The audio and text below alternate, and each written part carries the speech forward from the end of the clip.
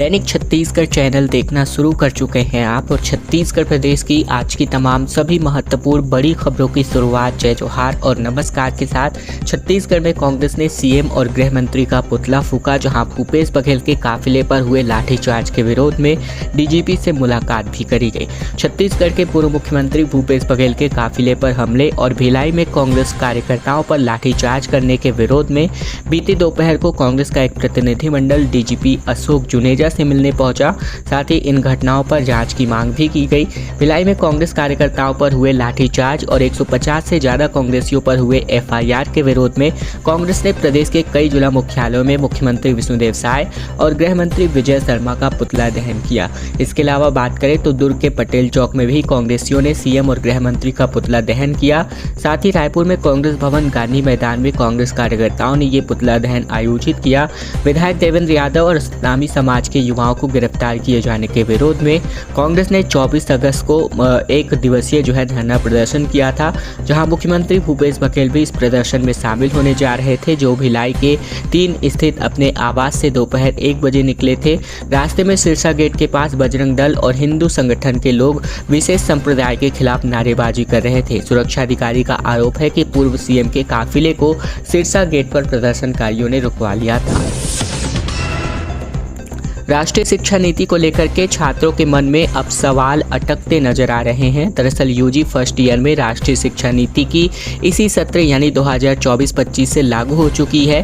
उच्च शिक्षा से जुड़े प्रदेश के कॉलेजों और विश्वविद्यालयों में इसके अनुसार नियमित छात्रों की पढ़ाई शुरू हो गई है, लेकिन इसमें स्वाध्याय यानी कि प्राइवेट छात्रों के लिए क्या प्रावधान है, इसको लेकर उच्च शिक्षा विभाग से कोई भी निर्देश जारी नहीं किया गया है। इसी तरह कॉलेजों के पास भी इन छात्रों के सवालों का जवाब नहीं है। इससे स्वाध्यायी छात्र अब अधर में लटकते नजर आ रहे हैं। उन्हें यह जानकारी नहीं मिल पा रही है कि फॉर्म कब से भरे जाएंगे, इंटरनल एग्जाम्स कैसे होंगे, इनकी परीक्षा नियमित छात्रों के साथ होगी या फिर अलग होगी। जानकारी के मुताबिक प्रदेश के 6 राजकीय विश्वविद्यालय जैसे रविशंकर विश्वविद्यालय, साथ ही दुर्ग, सरगुजा, बस्तर, बिलासपुर और रायगढ़ से संबद्ध तकरीबन 650 ऐसे कॉलेज हैं जिनमें बीए, बीकॉम, बीएससी और बीसीए साथ ही बीबीए समेत अन्य कोर्सेज की पढ़ाई एनएफई के फॉर्मूले से हो रही है। इसी के अंतर्गत फर्स्ट ईयर में सेमेस्टर सिस्टम लागू हुआ है।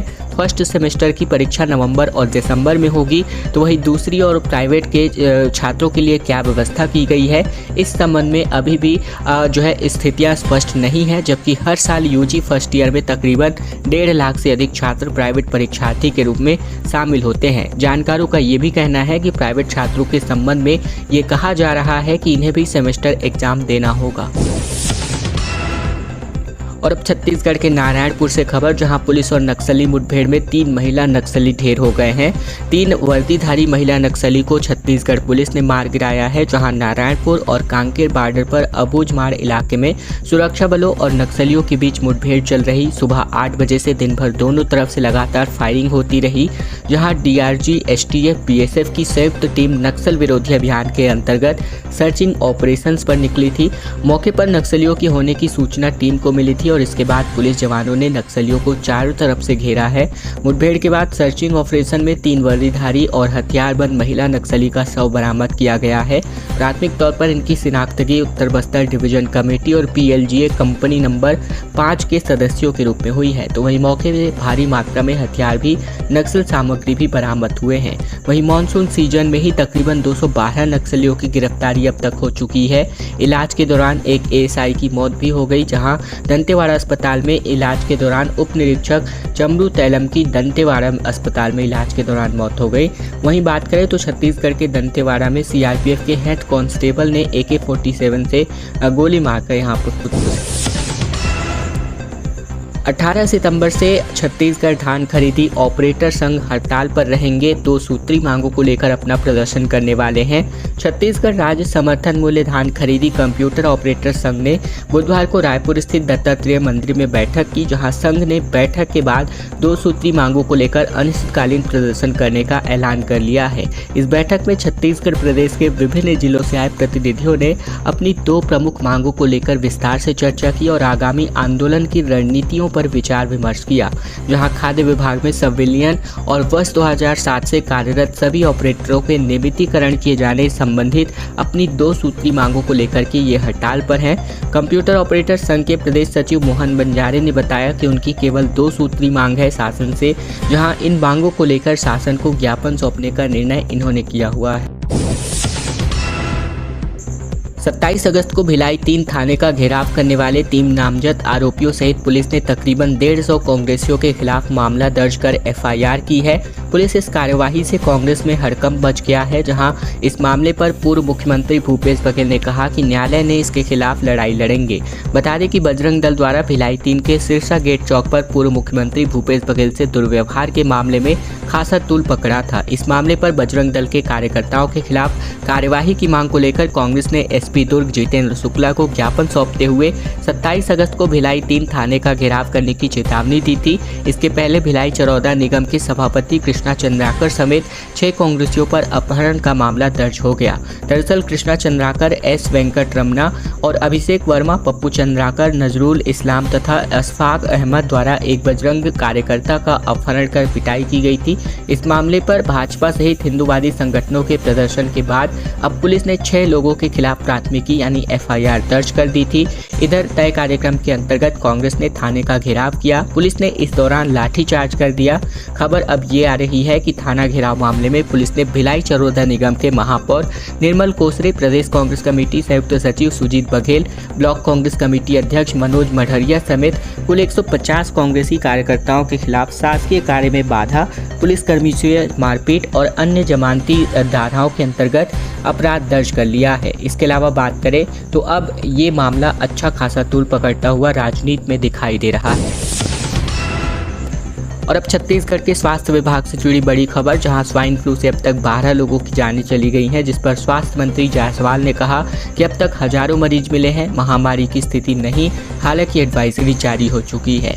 छत्तीसगढ़ के स्वास्थ्य मंत्री श्याम बिहारी जायसवाल के मुताबिक स्वाइन फ्लू से अब तक 12 लोगों की जान चली गई है और इससे हजारों लोग पीड़ित हो चुके हैं, हालांकि महामारी की स्थिति नहीं है।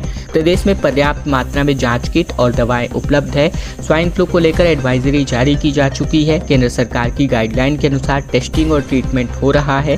मीडिया से चर्चा में स्वास्थ्य मंत्री ने कहा कि हमारी हेल्थ टीमें भारत सरकार की गाइडलाइन के मुताबिक काम कर रही हैं।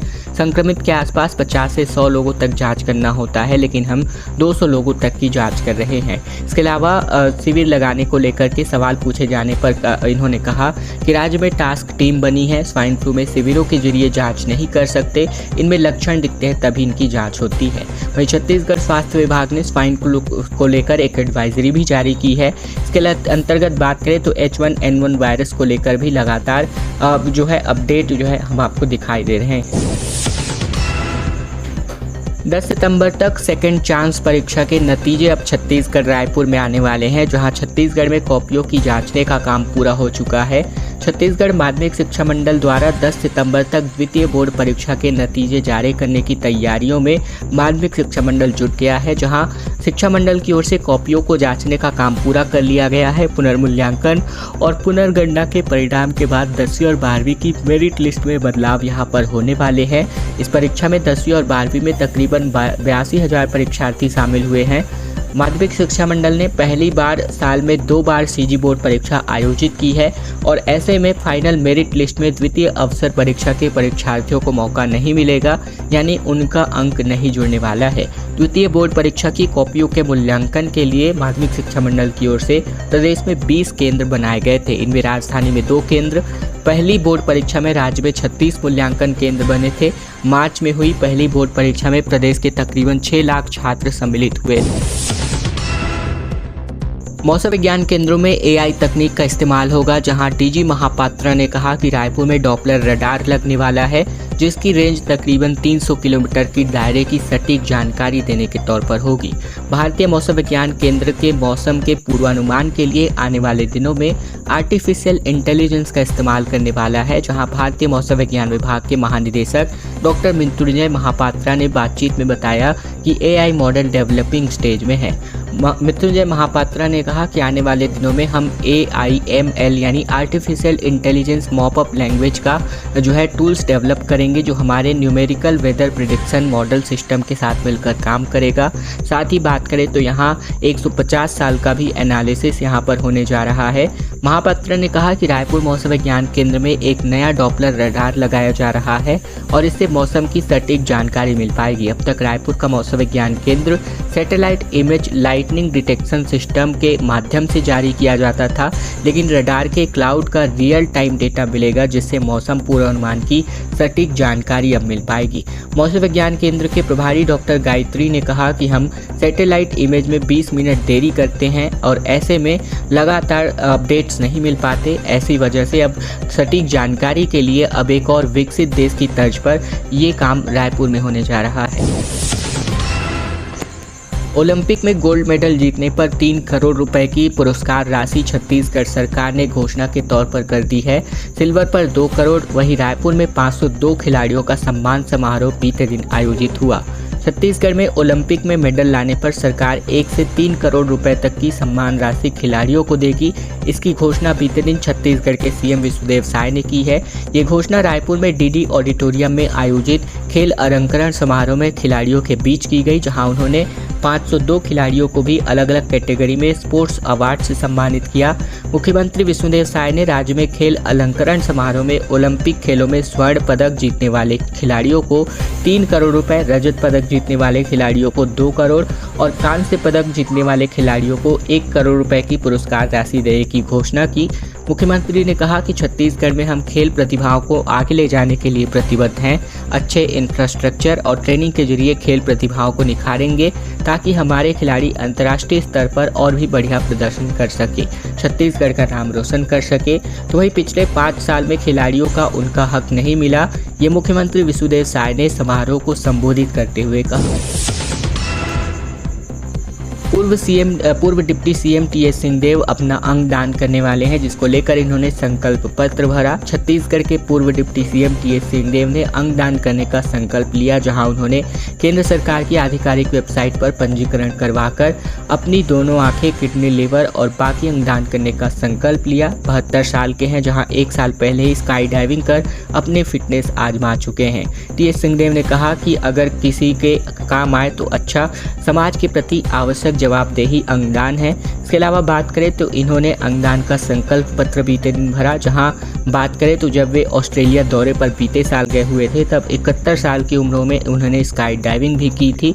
छत्तीसगढ़ के वरिष्ठ राजनीतिज्ञ अभी तक सिंहदेव हैं, जहां बात करें तो यहां पर जो है अंगदान को लेकर इन्होंने संकल्प पत्र भरा और दूसरों को भी लेकर इनकी जानकारी दी। नक्सल इलाकों के स्टूडेंट्स को बिना ब्याज के दर पर लोन मिलने वाला है, जहां छत्तीसगढ़ में टेक्निकल और प्रोफेशनल कोर्सेज को लेकर के ये नई योजना लागू की जा रही है। छत्तीसगढ़ के नक्सल प्रभावित जिलों के स्टूडेंट्स के लिए सरकार ने बड़ा फैसला किया है, जहां स्कूल स्टूडेंट्स को लेकर टेक्निकल और प्रोफेशनल कोर्सेज में एडमिशन लेने को लेकर लोन सरकार देने वाली है। इसके लिए किसी भी तरह का ब्याज नहीं चुकाना होगा। दूसरे जिलों के स्टूडेंट्स को ऐसे ही कोर्सेज के लिए 1% ब्याज पर अब कर्ज दिया जाना है। कमजोर आर्थिक स्थिति वाले स्टूडेंट्स को तकनीकी और व्यावसायिक शिक्षा के मौके मिले, इसके लिए सीएम साय ने निर्देश जारी किए हैं। मुख्यमंत्री उच्च शिक्षा ऋण ब्याज अनुदान योजना में 2 लाख रुपए से कम सालाना आय वाले परिवारों के विद्यार्थी इसमें पात्र होंगे। इस स्कीम में 35 कोर्सेज को शामिल किया गया है।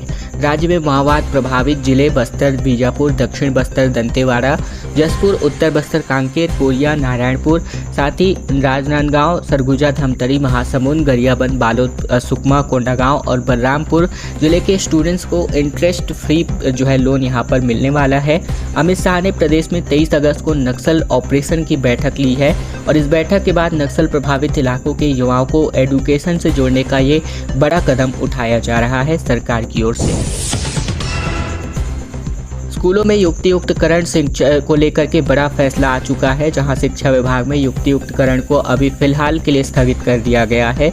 प्रदेश में शिक्षक संगठनों के युक्तियुक्तकरण की प्रक्रिया का विरोध किया था और चरणबद्ध आंदोलन की शुरुआत की थी। इसका निर्णय छत्तीसगढ़ शिक्षक संघर्ष मोर्चे ने स्वागत किया है।